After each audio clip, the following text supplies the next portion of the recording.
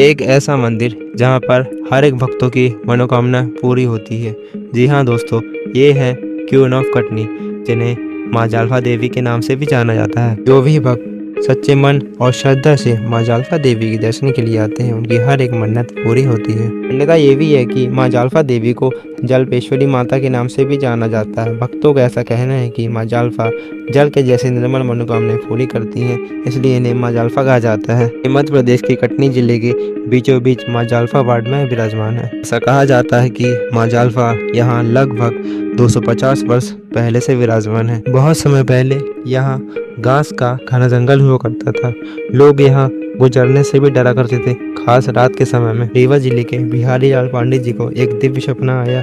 उस सपने में माँ जालफा देवी प्रकट हुई और कहा कि मैं यहाँ विराजमान हूँ, तुम इस जंगल को साफ करो और मेरी स्थापना करो। फिर अगली सुबह बिहारी लाल पांडे जी ने सभी के साथ मिलकर जंगल की साफ सफाई की, जहाँ माँ जालफा माता की मूर्ति प्रकटी और वहाँ एक छोटा सा मंदिर बनाया गया और जालफा देवी की धूमधाम से स्थापना की गई। कुछ समय बाद इस मंदिर का भव्य निर्माण किया गया।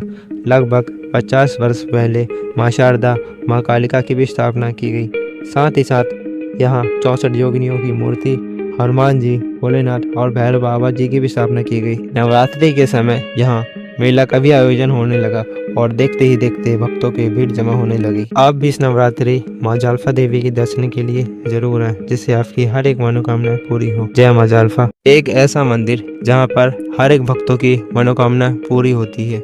जी हाँ दोस्तों, ये है क्वीन ऑफ कटनी, जिन्हें माँ जालफा देवी के नाम से भी जाना जाता है। जो भी भक्त सच्चे मन और श्रद्धा से माँ जालफा देवी के दर्शन के लिए आते हैं, उनकी हर एक मन्नत पूरी होती है। मान्यता ये भी है कि माँ जालफा देवी को जलपेश्वरी माता के नाम से भी जाना जाता है। भक्तों का ऐसा कहना है कि माँ जालफा जल के जैसे निर्मल मनोकामनाएं पूरी करती हैं, इसलिए इन्हें माँ जालफा कहा जाता है। ये मध्य प्रदेश के कटनी जिले के बीचों बीच माँ जालफा वार्ड में विराजमान है। ऐसा कहा जाता है कि माँ जालफा यहाँ लगभग 250 वर्ष पहले से विराजमान है। बहुत समय पहले यहाँ घास का घना जंगल हुआ करता था। लोग यहाँ गुजरने से भी डरा करते थे, खास रात के समय में। रीवा जिले के बिहारी लाल पांडे जी को एक दिव्य सपना आया।